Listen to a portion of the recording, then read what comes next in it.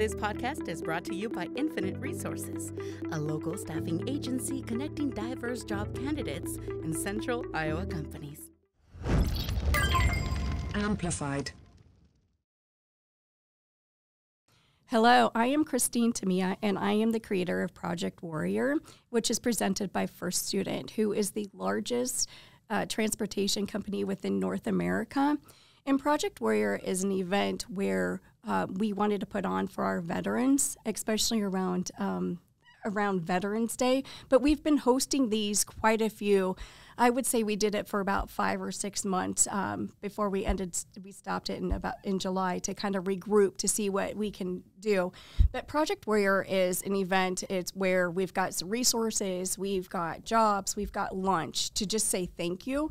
And we've had some really great support. We are definitely a community that is proud of our veterans, but we don't show it, I think, as much as we definitely need to do it. So here at Project Warrior, we've got a lot of companies that are here, definitely supportive. SecureSixty, Key Mortgage, Frontier Mortgage, St. Vincent de Paul.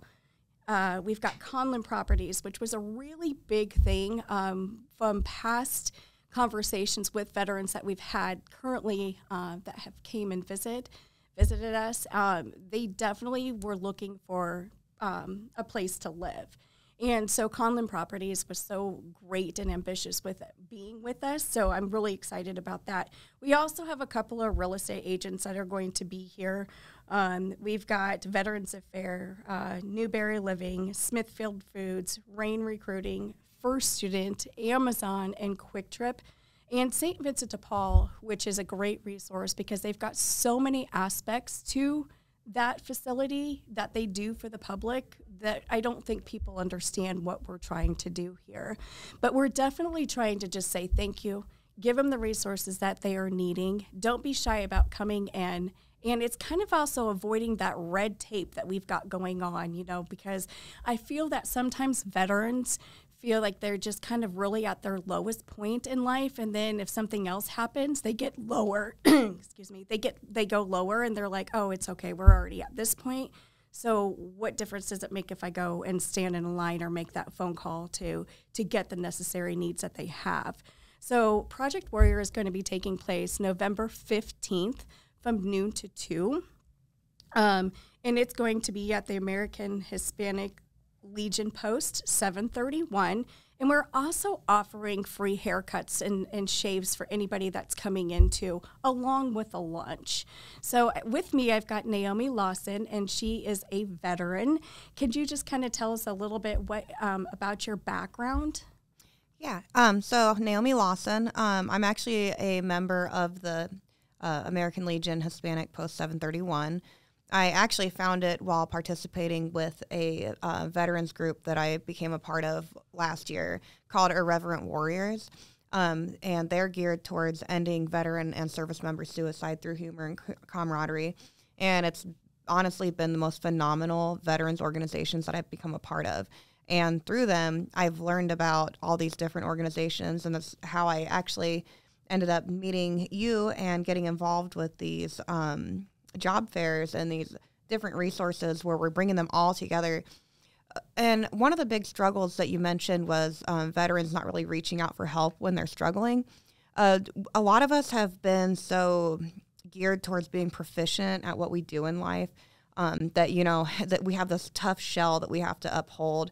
And we don't want people to know that we're struggling sometimes because it's when you show that sign of weakness, you feel like you're failing. You feel like you're not fulfilling those aspects of your life that you fulfilled before. So learning grace and that we're human has been a huge obstacle for me personally.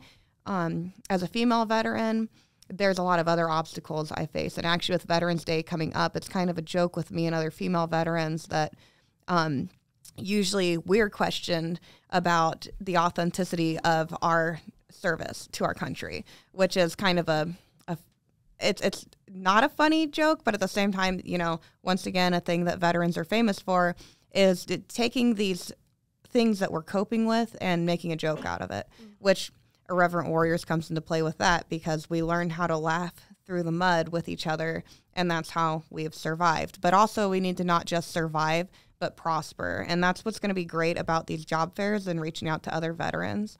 So that's why I'm really excited to partner up with you on. Absolutely. Thank you. So, excuse me, with these job fairs that we are having, I've made sure that it's a living wage. They pay a living wage because, first of all, they're worth it. You're worth it. And we need to let them know that, you know what, you went out there and you were away from your family and you're coping the best way that you possibly can. The return on this is hopefully giving you a living wage. So that way you don't have to struggle on that aspect as well. So, and we also take individuals. I've had companies that will have there that deal with people who have some background issues as well, because we know that it happens too. So we're just very dedicated to this Project Warrior. And to be honest with you, I fell in love with this project. And it's like, what more can I possibly do other than doing this and getting the word out there and spreading it to individuals to let them know that, hey, you know what, we're here. It doesn't take a whole lot other than just 2 hours of your time to go and participate with this for any of the vendors that are going to be there. But we also need to spread the word. And that has been kind of a challenge to us by spreading the word, because there are a lot of homeless vets. And it's like, how do you reach them? We have gone to the VA ourselves. I've gone to the VA myself, had conversations down at the homeless shelter, sent that out. And we're doing podcasts like this, and we're also doing other media sources.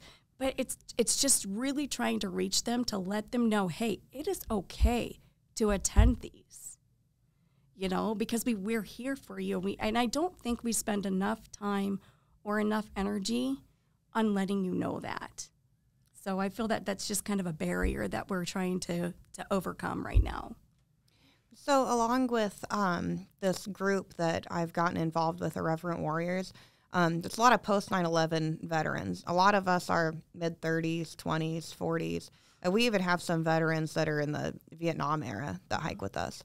But it's been great for networking. So that can really help with your cause, that we can help you with networking and branching out and putting the word out about this resource, that it's a great resource for them. But also on top of all of that, I am a trade worker. I'm an electrician. I'm a union electrician out of IBEW Local 347. I actually recently started a women's committee, and we're working on getting our charter. So it's pretty exciting. I'm doing a lot of groundbreaking things here. So on top of that, like, I'm always recruiting veterans to get into the trades too, because it is an amazing living wage. Absolutely. When I got out of the service, I was really kind of lost, because that's what I wanted my career to be. So when my life got upended, losing my husband and starting my life back over, a 22-year-old single mother, you know, with, you know, I had no choice. You know, I had to pick up and carry on. And I did avionics work on helicopters. So I did a lot of electrical work on helicopters. And I was thinking, how can I transfer this skill? I love working with tools. What can I do? And I was like, well, I want to be an electrician. I didn't know how to go about doing that. Mm-hmm. So I was using my GI Bill going to DMAC, you know, and had resources been around, job fairs where we had union trade workers available at them. I would have heard about the apprenticeship right away, but I spent a couple years almost going to school at DMAC, and I actually ran into a union worker's aunt, and she told me about the apprenticeship, and I applied, and I was like, man, that they let me right in as a veteran. You know, they gave me a chance, and I've been in the trade over 10 years, and it's been phenomenal for my family between the benefits, the pay, and the insurance. The retirement is also great. And I think that if we could talk to more veterans about trade work, even, like, these guys will train you from the beginning. Like, nobody walks in knowing that much. So that's another thing we can bring to these, another resource that we can offer. There's multiple trades in the Des Moines area, and work is good right now. So we're busy. Yeah, you know? And I absolutely love the trades, and I'm all about the trades. But do you sometimes feel that, being a woman, that they feel like they're not invited to those trades, and that is kind of what's stopping them? Or do you think it's just the educational aspect of it in itself? For women or Yeah. So that's a big reason why I started my women's committee, was because I needed a role model when I started out in the trades, but I just kind of crawled through the mud on my own and figured it out. And so I was thinking, you know what, these young women getting into the trades, like we have a statistic of the typical turnover rate for a woman in the trade, her career is about 12 years on average. There's been a lot of revolving doors, and it's because they didn't have people advocating for them. They didn't have people encouraging them, and there's a lot of harassment, you know. So that's been something that we've worked against. The environment has improved dramatically even in the 10 years that I've been in. Sure. And I've talked to a lot of the older tradeswomen who've been in the trade for like 30 plus years. And you want to talk about a tough time. These women are trailblazers. So I decided, you know what? I went to a women's conference in D.C. last year. They gave me this opportunity to go, and I was like, I'll go check it out. I felt a little weird about it, you know, because I was like, I don't know how to talk to these people, because I really hadn't worked around other women in the trades. You know, I was just used to kind of being a sore thumb. And I went to this convention, and they had women's committees at all the other local unions. And I was like, oh, we're a little bit behind the times. But I'm like, you know what? That's my contribution. Like I'm gonna make that my work for the next year. And I have, like, I've done a lot. I've been really reaching out to other women in our local, talking to people's daughters that are in high school that are interested in the trades and talking about the work. Like, really more so, people feel intimidated before they're educated. Mm-hmm. And the more that I can like reach out and educate, the more welcoming it is to them, you know? Yeah. So I just decided, me and a few other women, we decided, you know, we're going to band together and we're going to advocate for these young women.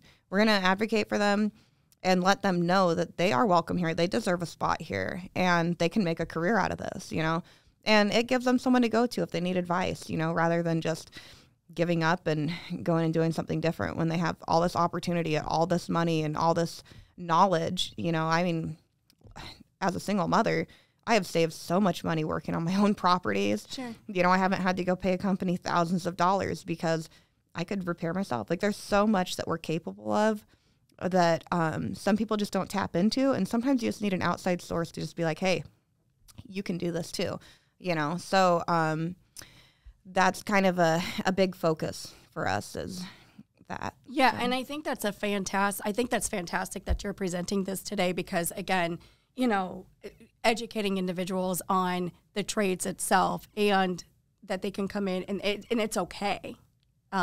Because I see individuals who are a lot of women who do struggle, and they're like, I'm not an office person. I want to have a career for myself, and I want to be able to retire, but what do I do? And how do I go about doing that? And that seems to be the consensus across the board when you do talk to women who are in that trade, but even men as well, because they're like, well, I can't get into this because they're full, or what is my next step, or do I really have to go to college, or can I just go work for a company that pays for my apprenticeship and can do it there? So there's a lot of educating that definitely needs to be done. And I do think that service members would be fantastic at that job, because they are disciplined and they're like, we're going to go to work, we're going to conquer this, we're going to do it. And I think it is just a really good living. Now, we haven't had anybody as far as in the trades come to Project Warrior, but that's something that we can definitely talk about. We don't exactly know really what to bring in until we have these conversations with these veterans to feel what they're needing.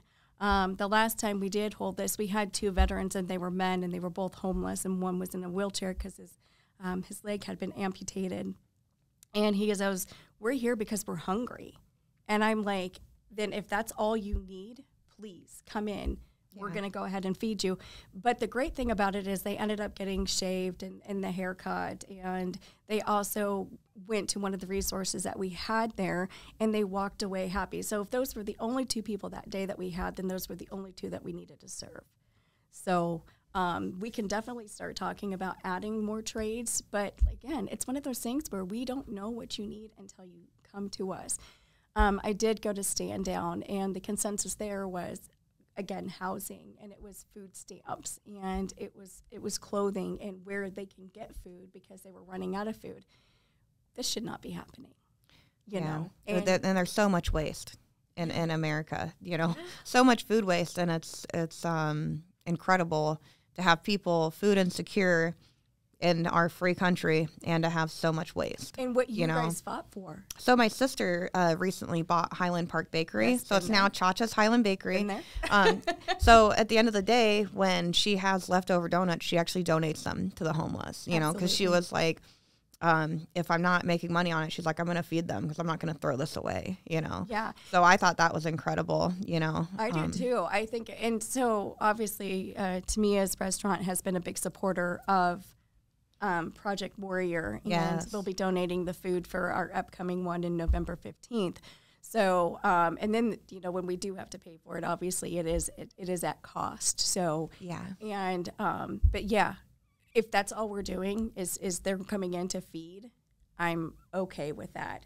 But yes, I absolutely love how our community has come together. And when we first started this, I've had the same people month after month after month who have been there from the beginning of it.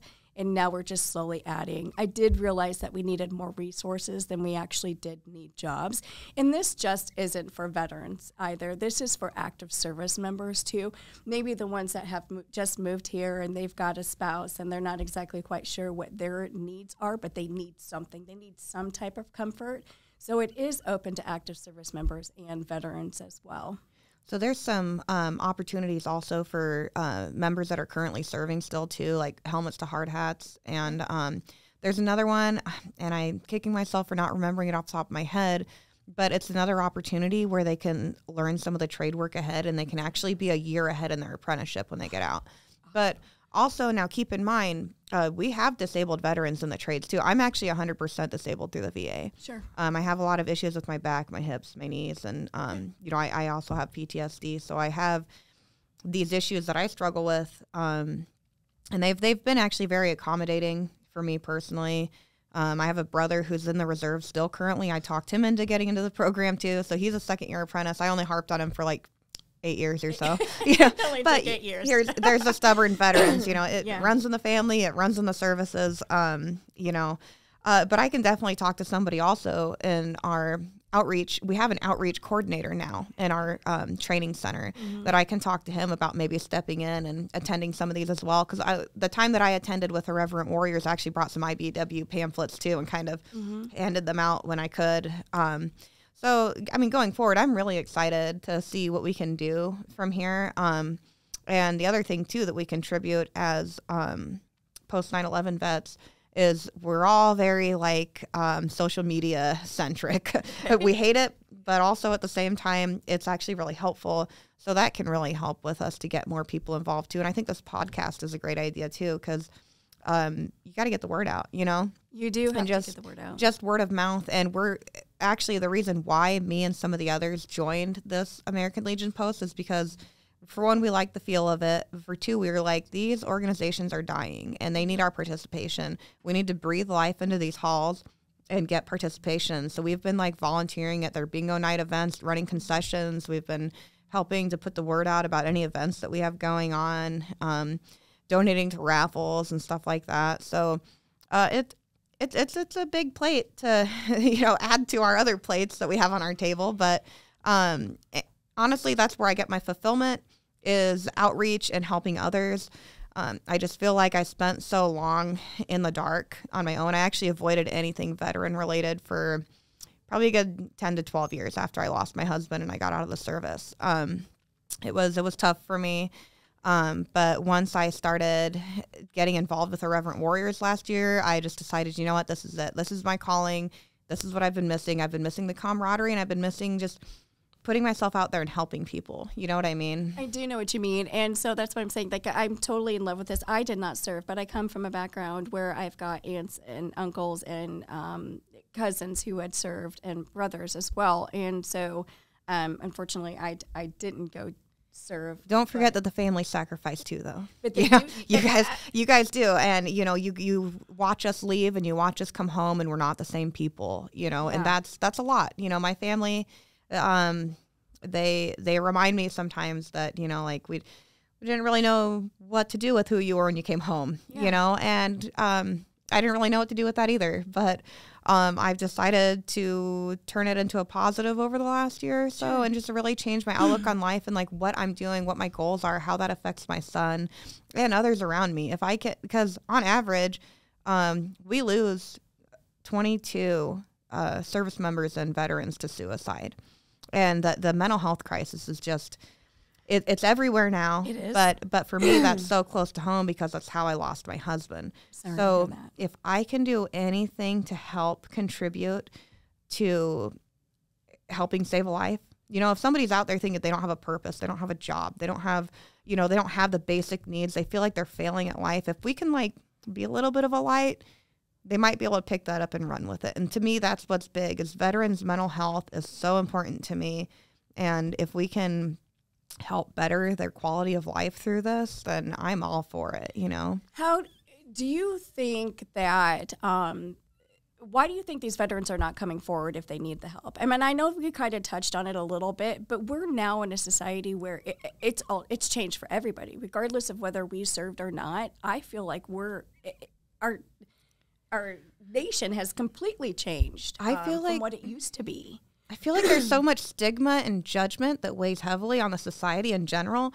I know from a veteran standpoint, you know, you had to be proficient at what you did. You had to be tough. You had to be able to make it through everything and seem like you weren't affected. Because if you're showing these signs of weakness, which, you know, through years of therapy, I'm learning that I am human and that, you know, it's okay. It's okay to not be okay sometimes. But I feel like slowly we're kind of making a turn. I feel like COVID was a huge hit for a lot of people, though. Yes. A lot of veterans and a lot of the general civilian population, too, because I feel like there were so many things that changed in our lives, that so many different rules that changed. There was so much divide among the people about how to proceed with healthcare, how they could live their lives. And I just feel like we have a very privileged country, you know, that a lot of people don't realize, like the freedoms that we have here.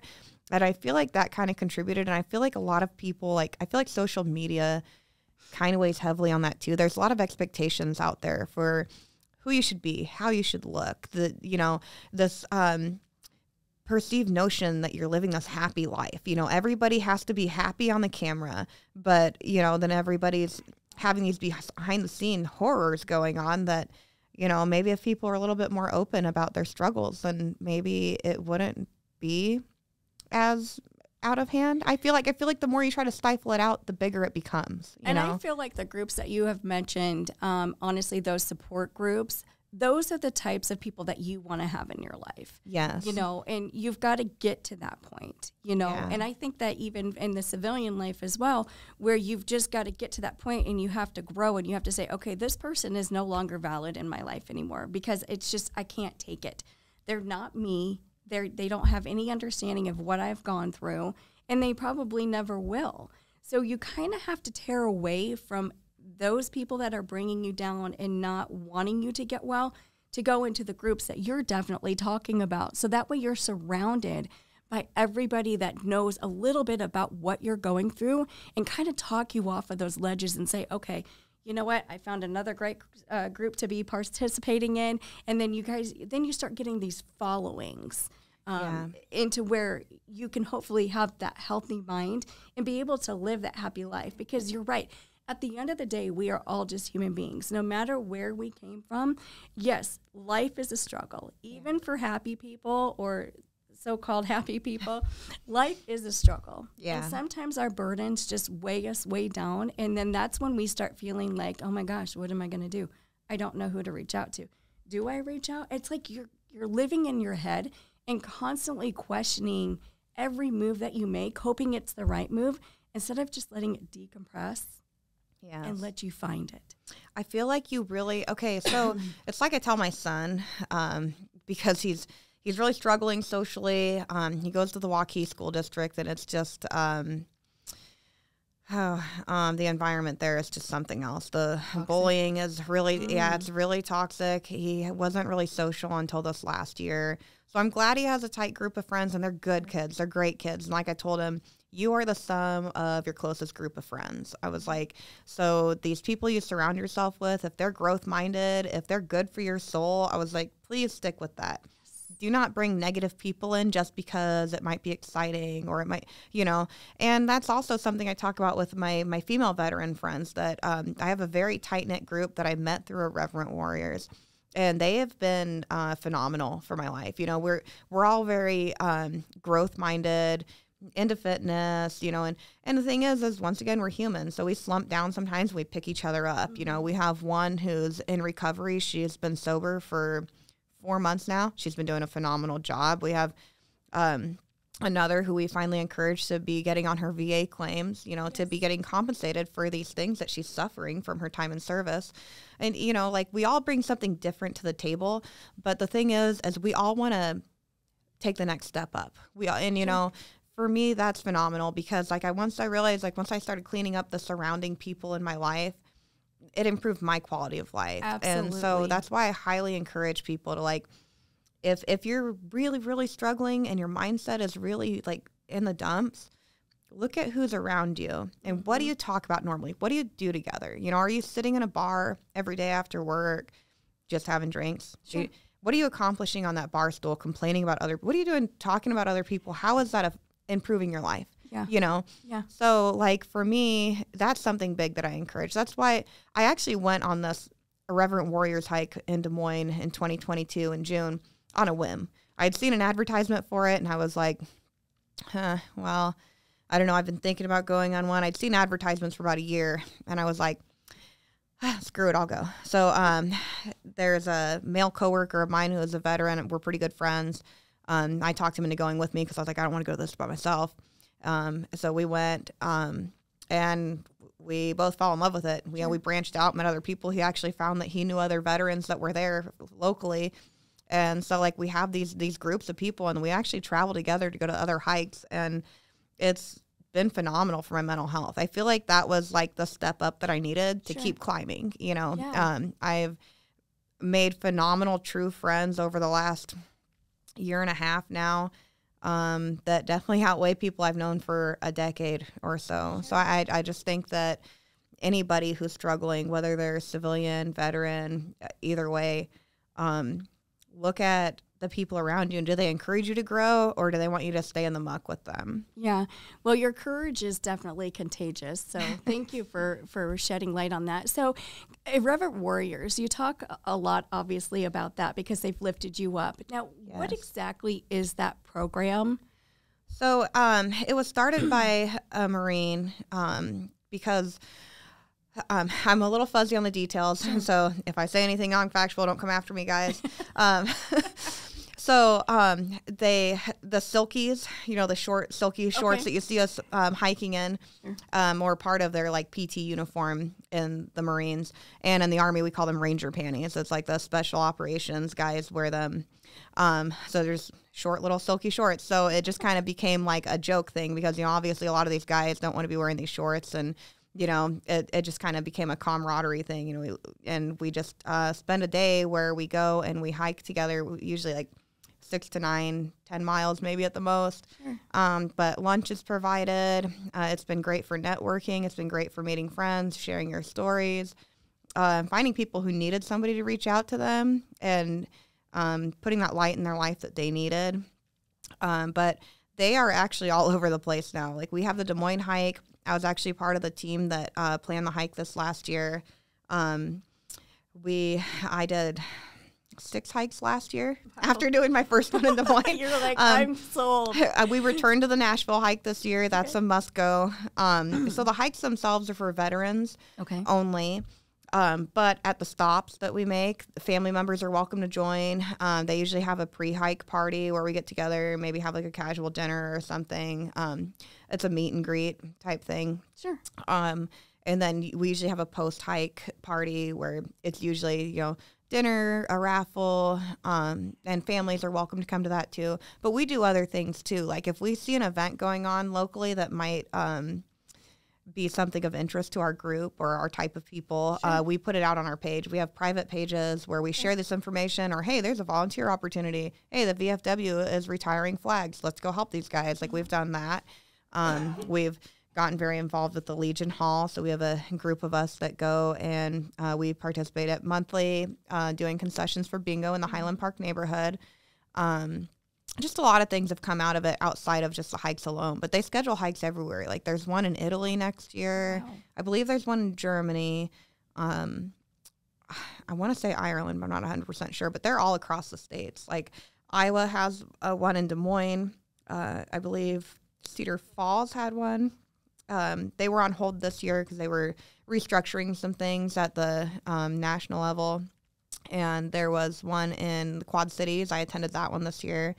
I was going to go to the Phoenix hike, but I had something else come up. But I'm planning going to the Vegas hike in December. So if anybody's looking into getting into those, if they just look up Irreverent Warriors, they can go to the main national page, and then they can find the links for whatever local hikes if they're interested in getting into them. And we're always looking for volunteers too. We are always so. Even if you didn't serve, you're more than welcome to come and join us, or donations for raffles and stuff like that too. Any support we can get from our communities, we take. So absolutely. Well, that sounds fantastic. It sounds like a great group to be in. But what if you don't like hiking, but you just kind of need to be surrounded by great people? Yeah. So they're actually designed for all physical abilities. So when I say hiking, a lot of people picture you're up in the mountains, you're out at ledges. Okay.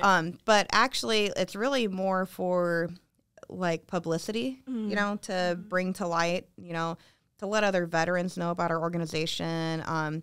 We walked around downtown Des Moines. Okay. We got about 6.5 miles in, but it's very slow paced. Mm-hmm. It's designed for all abilities. We've had guys that we've literally helped. We had somebody in a wheelchair in Kansas City last year that people actually picked up and carried up the steps to the monument. Oh, how fantastic and we have support vehicles too. So if somebody is incapable of hiking, they're always welcome to ride in the support vehicle. We want to make sure that no veteran is left behind. Yeah. So that's actually a huge thing with us. We've had people be on a knee scooter on a hike, and once they got tired, they just went to the support vehicle. So I love that. Yeah. Now, when I do talk to veterans, they are very reluctant to tell their stories. And I've never come across a veteran who says this was the best thing that I've ever did in my life. As far as serving? As serving, yeah. And I find that really sad, because I feel like them opening up would really give us the opportunity to see more of what you guys have went through, to have a better understanding. And I feel some people do need that, but then at the same time I'm going, why do they need to know that? They were veterans, they served our country. But I think that's just kind of the world that we live in right now. Yeah. I feel like it's a mixed bag for a lot of veterans, especially for me as a female veteran. We have our own separate set of struggles on top of the ones that you would typically as a veteran. And I wouldn't sit here and say it's the best thing, but it's definitely something I wouldn't take back. Sure. I grew up in a hurry. I feel like it made me see life in a different light. Okay. Good or bad? Maybe yes and no. Both. Yes. Okay. Okay. I feel like had I not served, I wouldn't have the bonds that I have with some people. Like I said, I may have lost my husband, but I have this beautiful son and this appreciation for life. We actually just had the funeral for a very close friend of his and mine on Friday, who is pretty much like an uncle to my son. I served in Afghanistan with him, and he was essentially brothers with my husband. So he was actually on our marriage license. Mm-hmm. So this was a huge, very close loss for me. And I kind of thought about it a little bit when I was on that trip to Illinois to go say my see you later to him, and thinking, if I had maybe not served, maybe I wouldn't go through these losses, Sure. But he was such an incredible person and made such a huge impact on my life, and he has been there for me every year since I lost my husband. Every year he calls me on the anniversary, and I feel like had I not gone through what I went through and met him and had this journey with him, I wouldn't have that. I wouldn't have the appreciation that I have, and I'm thankful that I had him. I'm thankful, even though there's some really awful parts of my life that are attributed to my service. I have a stronger appreciation for living in the United States, raising my son here, as far as the country that we live in, the people that we've come across in our life. And the VA actually has done a lot for my family. Sure. And, you know, my mother actually said something to me one day when I was kind of really down, and she was like, you know, your husband's still caring for you and his children, you know, from beyond. So, you know, and that kind of hit, you know, because that was one of the days that I was just like, this sucks, that sucks, my service sucked. I'm mad at the world, you know, I was just like full of anger. And, you know, that's just the journey of grief. And I feel like part of what a lot of veterans go through, they go through days where they're just full of resentment and anger. And then something happens sometimes for some of us where we just kind of make a turn and it turns into an appreciation, you know? I really kind of go back and forth on it, but at the end of the day, I'm thankful for the people I got to meet. I would do it again. Maybe I would do some things different. Okay. And I would definitely advocate for younger people, especially young females wanting to go into the service. Okay. You know, I would definitely give them some sage wisdom on how to go about some things if they're choosing to serve. And people ask me all the time, like, what if your son wants to serve? And I'm like, I would really like for a generation of kids in our family to take a break, you know, because my dad served. He was in for almost 30 years. Wow. He retired a sergeant major. He was a ranger. My brothers and I served. My sister served. What branch were you in? So I was Army. I was active duty Army. Okay. I was stationed in Fort Bragg, North Carolina, and I did a tour in Afghanistan. You just one tour? Yeah. One tour and enough? Yeah. Well, when I got home from Afghanistan, my husband passed within 3 weeks of us being home. So I was like, oh, I'm not going to do this again with my son and I alone. You know, it was a very traumatizing loss.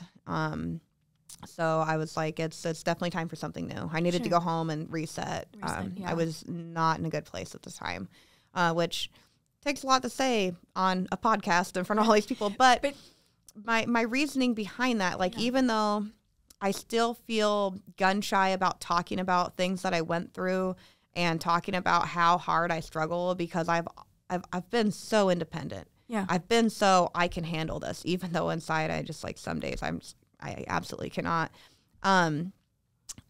My thing is if I can shed light out there that, hey, I'm struggling too, somebody's going to see that and be like, I can do this. Yeah. Somebody's going to be sitting there and thinking that they're on their last straw, but they're going to see that and they're going to hear what I have to say, and they're going to want to keep going. They're going to want to better their lives, you know, because for me, I had a couple people that, you know, I'd listened to their stories and they were so powerful that I was like, okay, I can do this, you know. And when I look at my son, I'm like, okay, I have to do this, you know.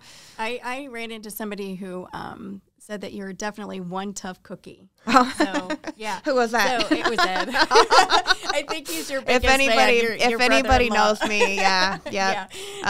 He's actually 100% disabled through the VA too. Yes. He's tough. So I guess I can take that and hear that and know it, because if it's coming from him, it takes one to know one. And he's incredibly supportive. Absolutely. I know. I know that we've had conversations in the past where he's like, we'd just do a lunch for him. And I'm like, we can. You just need to reach out and let me know, you know. Yeah. But, you know, your sister probably has that stuff covered too. But I was like, she's incredible. No, absolutely. She is definitely incredible. I think you all are, honestly, to be very honest with you, I think that you're just really good human beings, and we need individuals like you. Hands down, definitely need individuals like you. So we really appreciate that. And I love you telling your story because, like, again, it's that educational aspect. You don't ever hear stories. I don't even know if there's podcasts out there that have veterans. I'm sure there are. But do we have them here? And I've never heard them because I am a podcast freak. I love listening to podcasts.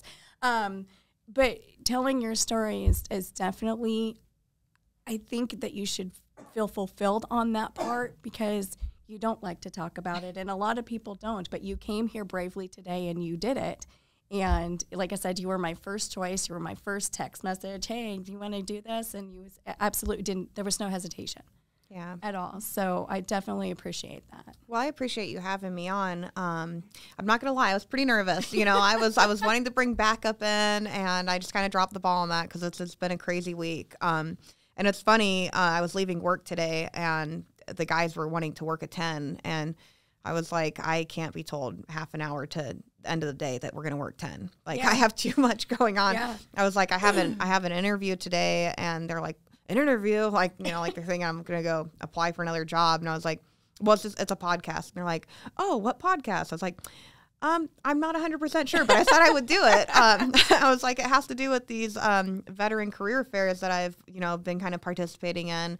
I was like, we're just trying to get that off the ground. And they're like, oh, okay. They're like, do you listen to podcasts? And I said, I really haven't listened to very many. So I bet you I can find some really good veteran podcasts that I can share with you that, you know, are pretty similar to sharing their stories and things with outreach. And maybe we can get some ideas, you know, going forward. Absolutely. So. And that's just what I'm saying is, like, you know, like when I did go to stand down, I did meet a lot of people. I met the DOD and just anybody and everybody that was there, from individuals that were helping, volunteers, to the veterans that were coming through with their families. And so not that it was an awakening experience, but it was an experience where I want to take this further than what we're doing right now. And the only way that we can do this is by having conversations with you and seeing what the needs are. Because we don't want to just think a veteran once a year. That was what was the craziest thing to me. I'm like, why are we just doing this once a year? You know, we just need to start leading by example. And First Student is starting to lead by example, because now we're in Alabama, Pennsylvania, Little Rock, Arkansas, Minnesota, New Hampshire, and Iowa. Wow. And so not all of them have their own Project Warrior, but they've hooked up with somebody in their community, and we're trying to take this off the ground. So we went literally from having this idea to First Student picking it up and exploding it, and I can't wait to see what next year honestly brings for us. Oh, yeah, I'm excited. I'm excited to see where this goes. Absolutely. So if there's one thing that you really want to see from Project Warrior and your veterans, what would that be? I mean, any improvement in the quality of life for veterans. And honestly, bridging that gap between veterans and civilians, I think, is really important too. Like, I do too. You know, making these allies anywhere we can go, it's going to better us as a community anyway. Mm-hmm. And maybe it will make some veterans not so shy about getting involved, you know, and branching out and getting into these outreaches, you know. Absolutely. Well, Naomi, I do appreciate you coming here. We can go ahead and wrap this up.